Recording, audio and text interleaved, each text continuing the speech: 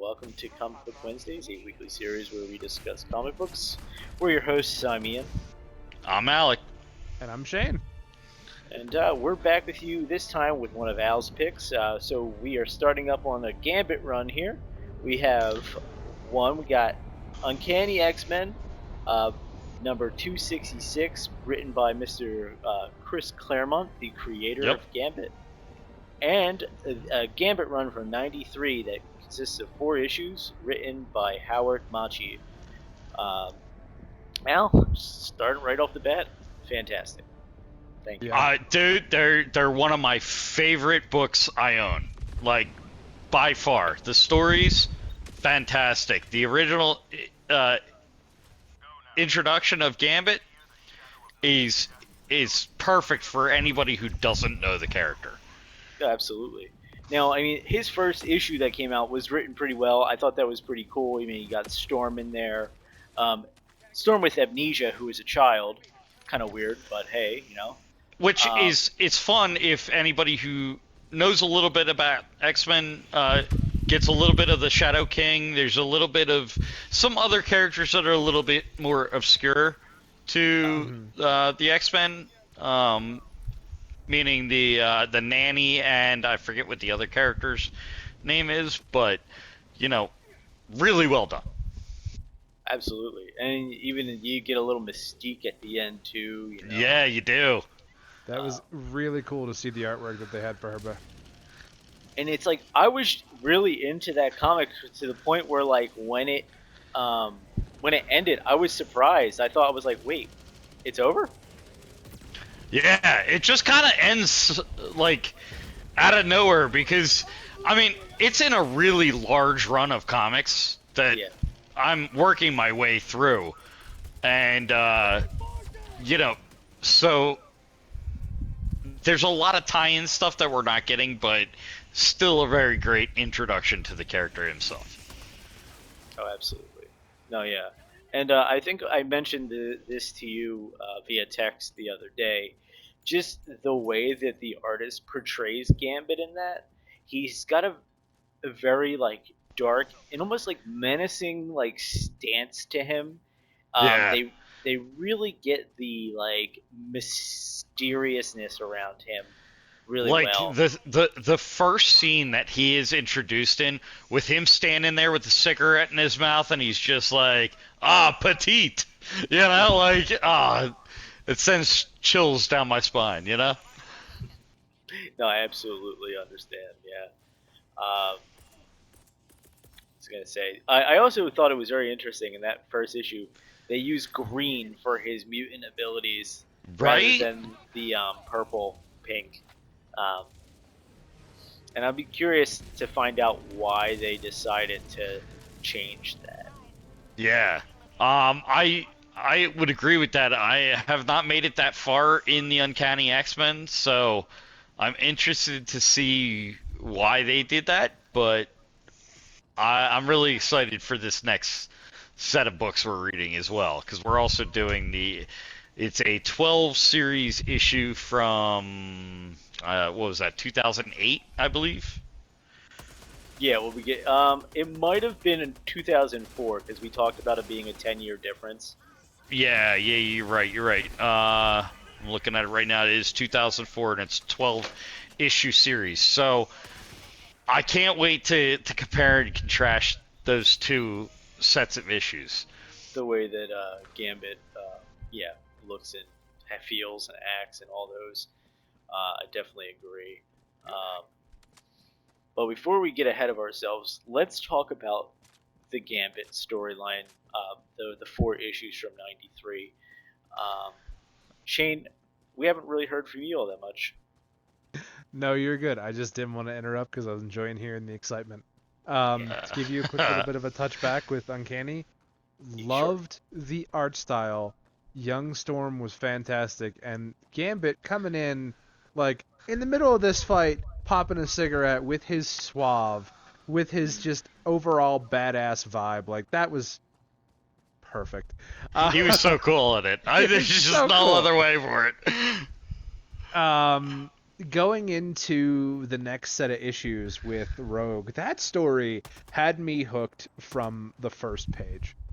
Like with him and Rogue in the training room and doing everything, like you could, the art, oh my god, the art is just so fucking beautiful, and it showcased like how they, like the tension between them, and how even Wolverine was just like, no, no, no, they need to sort this out.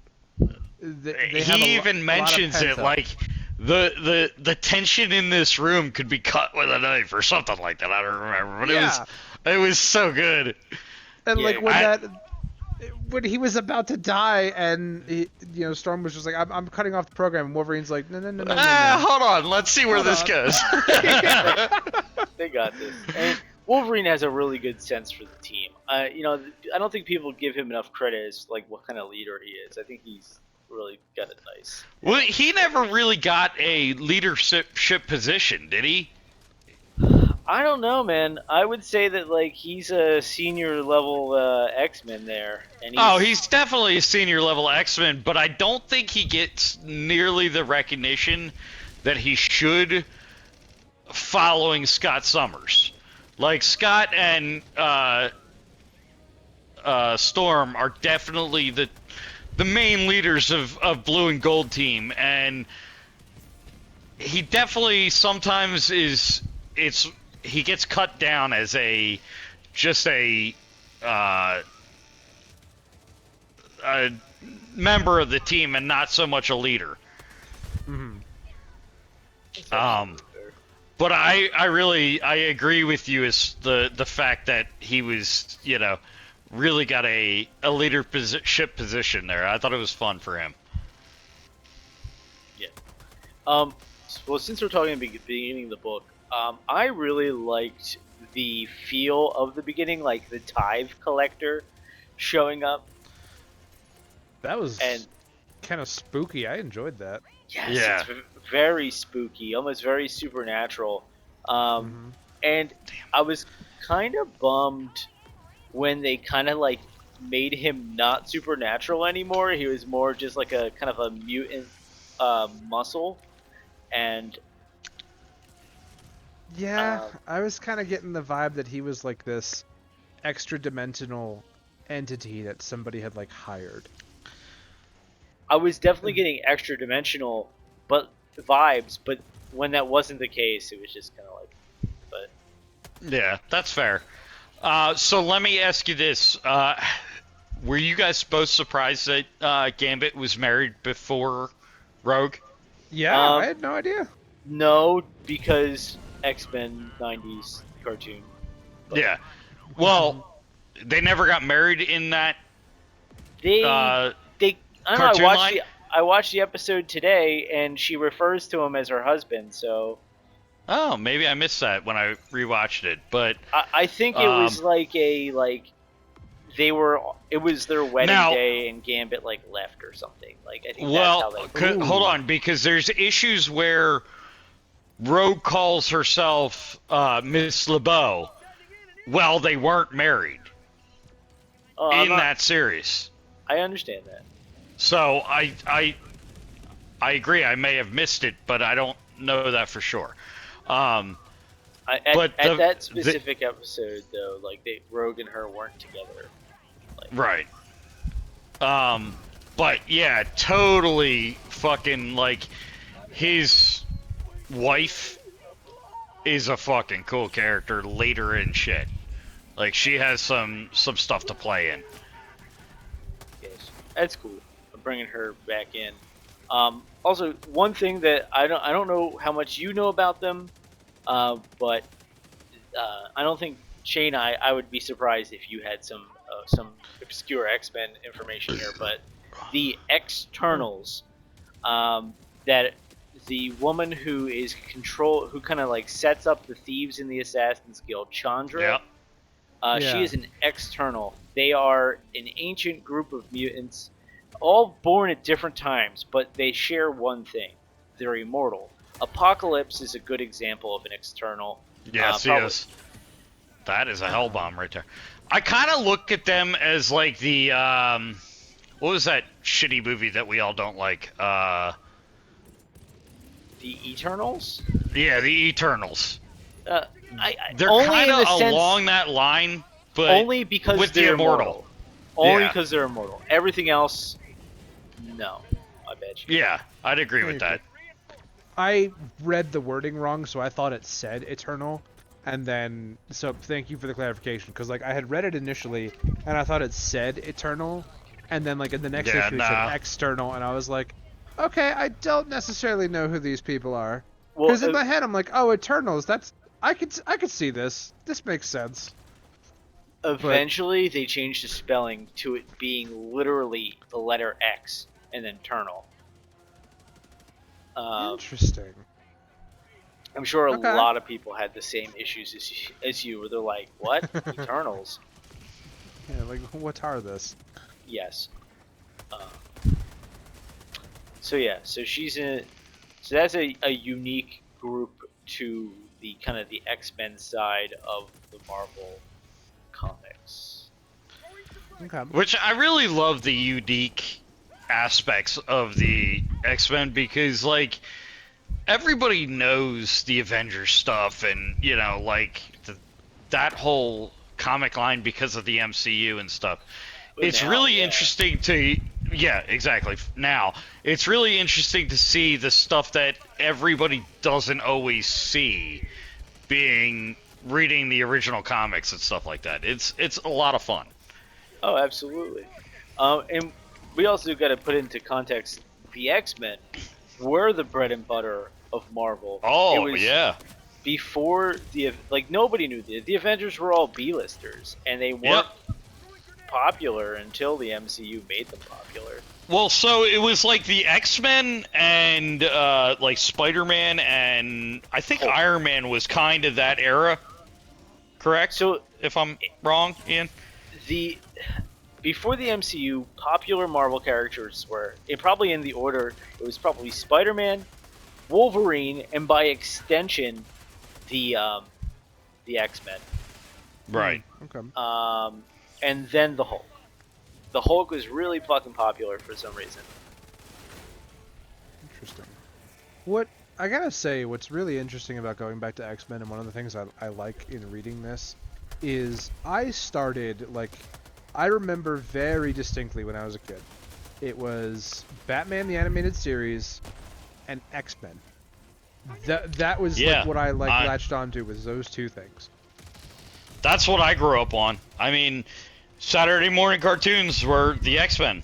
You know, it wasn't. I mean, yeah, there was Batman and there was a lot of other bullshit, but it was X-Men time for me. I was always a big like Justice League cartoon guy, Nice. Batman, all that. But I did watch the Spider-Man and the X-Men comics shows, just not nearly as much. I think it was just a matter of what was on TV when I was watching it, though. Oh yeah. Well, we're only as we only have what's access to us, you know, and at that point, the access to the shows was what was on TV. So you know, we got what we got. Oh, absolutely. But let's we're deviating a little. Let's get back to Yes. the Gambit. Yes. How so, Al? This is this a storyline that got you in love with Gambit? Like what got you? in love Yeah. with this So really, like, I kind of liked Gambit originally from the '97 comics, and you know, let me do a little spot to our favorite comic book shop, Ian. When I went to Brave New Worlds a handful of times, you know, I was like, let me get anything that has anything to do with Gambit. And the owner, do you remember what his name is? I am blanking on it at the moment, but the owner is like not there as much as you would think. I think nah, it was like the second in command or something like that. But he it's been a minute. put me on to this line, the 94 comic, and it just hit really freaking well with his feelings towards family and his feelings towards loyalty, even though, like, looking at Gambit's character, from like the cartoon and shit like that, he really doesn't show that aspect too much. I mean, Yeah. in one of the first episodes, you can hear, you see Wolverine say, something about Cajun, not being part of the team and this and that. You know what I mean? So to show a different aspect of the character and really show what he's about and how deep his family ties run was really what made it for me. That's absolutely fair. I mean, I think you hit a lot of good notes on like what makes this character great. Um, the one, as you've been saying from the beginning, how badass he is. Two, um, he's always seems to have a good writer artist tied to him, so we're getting good story. Um, Also, with that said, he does have a lot of unique qualities as far as like family oriented, and I think that's something that Marvel just kind of does well overall. Well, I I mean, mean, they had the first family, this is true. which. That and like I think they just kind of like as a whole they want that kind of stuff. Oh, yeah. They want their characters to feel real, to feel alive, like someone you can like physically touch. You know, Mhm. Yeah, uh, 100%. like as a reader, how do you relate to something? You give it you give it something that you can see in your own life. The like I have family issues, like I have a brother, I have a sister, it's like um, my father-in-law can be a jerk sometimes too. Like that's like 100%. he had to Yeah. deal with a jerk father-in-law. I mean, granted, this one wanted to kill him at first, but I mean, like, yeah, let's duel. right, And that's not like, if you read more into his comic line, like, that's always been a kind of like, he's always had this battle between his adopted family and his married to family. Like, not that I can have any relations to the married or the adopted side of the family, but marrying into and having the struggle between your your your family and the people you chose to be with is something that can really ring true with a lot of people, I feel like. yeah, absolutely. I think that's a good way to put it. I mean, and I think that's just like something that Marvel does really well. Is like they find the simple things, right? Things that in life that we kind of just like look past every single day, like relationships with a sibling or a parent or something of that nature. And then they tie it into their books and they just make it feel so relatable. And then you get tied to these characters, you get hooked on these characters because you can see yourself in them, you know? Mhm. Um, and I think Gambit is just a perfect 100%. it's a perfect example of them doing that perfect um, for a long time now. I mean, we're talking over 30 years. I mean, he's been around. And Yeah. that's kind of weird to kind of think about it that way, you know? Kind of. So, like, think about it. When we were born, like, well, me specifically, I was born in the 90s. 30 Mhm. years after Marvel Comics put out their stuff in the 60s. Now, Yeah. we're 30 years later after the 90s, and we're looking back on these comics from the 90s the same way people in the 90s would look at the original X-Men, the original Fantastic Four, Spider-Man of the 60s. Um, Kind of makes you feel old, you know? A little But, bit. Yeah. And um, I'm a child of the '80s, so it's even a little bit more for me. But yeah, yeah, I exactly. it's it's insane.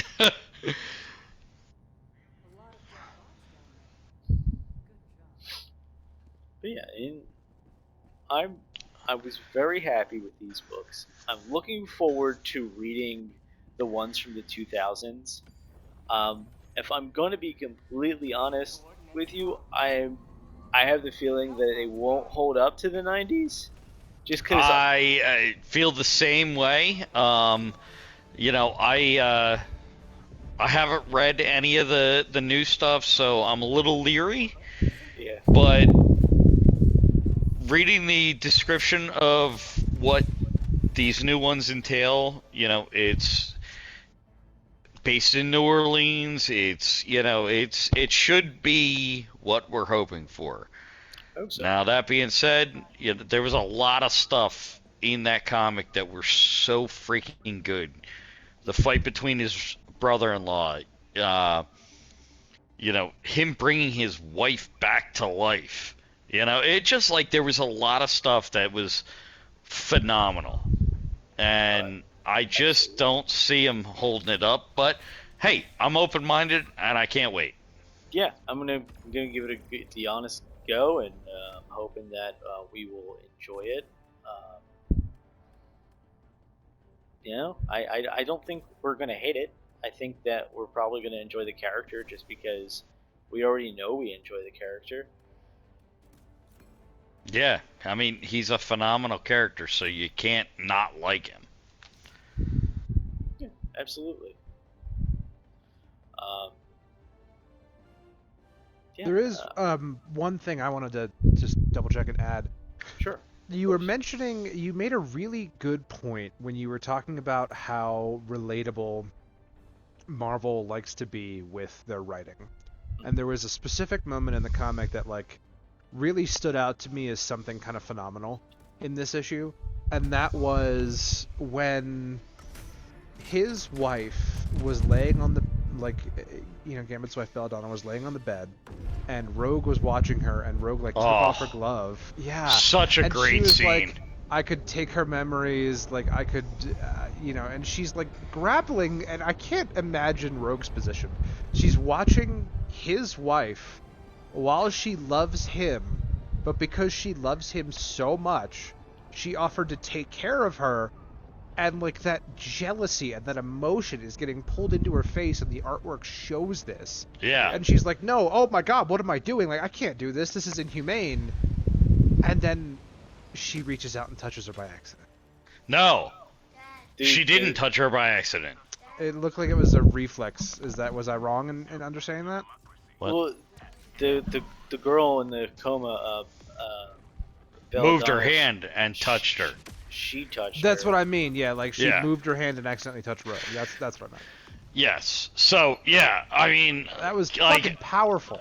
yeah, dude. And then for the end of the comic, when Gambit is like he's torn at the whole thing and has to decide what he's gonna do, and this is your father, I'm just your friend.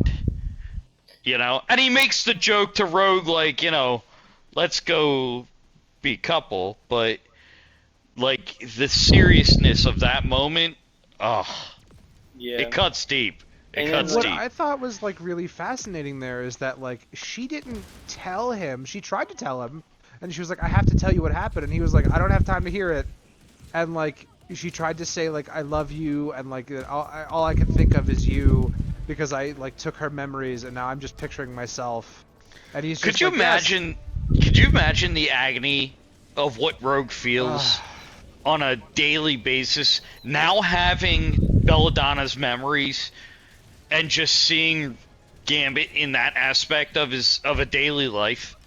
yeah, but that hurts the so weird thing on much. top of that is like she's seeing herself in the memory. She's not seeing Yeah. Belladonna. She's seeing herself in those memories, and something that she has to deal with, and I'm sure they probably bring up later, is Gambit doesn't know that Rogue touched her.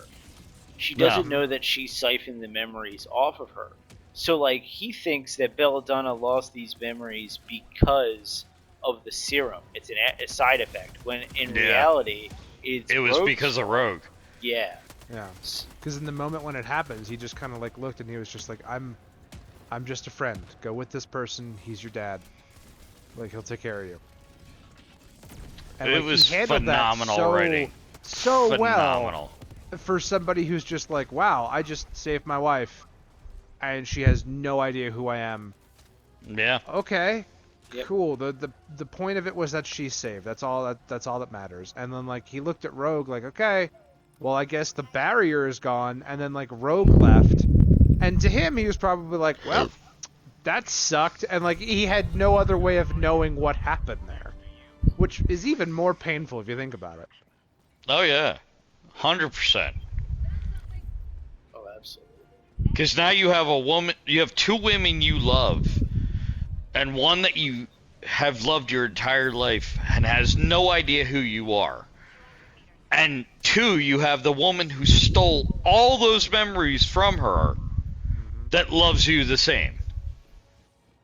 And you have no idea it happened. Yep. No, yeah, It's insane. It's definitely a tragedy. Like the story is written as a tragedy. You know, you have your hero who basically sacrifices pretty much everything, his family, his home, in order to try to save the woman he loves. Meanwhile, like he loses everything. He loses his Yeah. home. He loses both women. He gets nothing. Well, he technically doesn't lose Rogue because he never had her in the first place and he can't touch her, but yes. I yeah, agree. but like the way the story ends, I'm saying she Yes. leaves him there, standing there. So like, if that was the end of your story with Gambit, you know, you'd be like, oh shit, he got nothing. You'd be heartbroken. Exactly. And that was kind of like my perspective of like, wow, that's in these issues at least, like he got nothing, but yet because of how suave he is, because of how like cool and collected he is, he literally just was like, well, all right, that can be fine, I suppose, and then just kind of like moved on. Right. And like you can still see like through the art the pain that's in his eyes, but he just has no choice other than to just be like, yeah, cool. Yeah. It is what it is. And then Yeah. another thing, but the thing I did like about the end of the story is it kind of goes back to that spooky supernatural, where like it talks about the mothers of New Orleans telling their children the boogeyman story basically, but instead And of now Gambit is the boogeyman.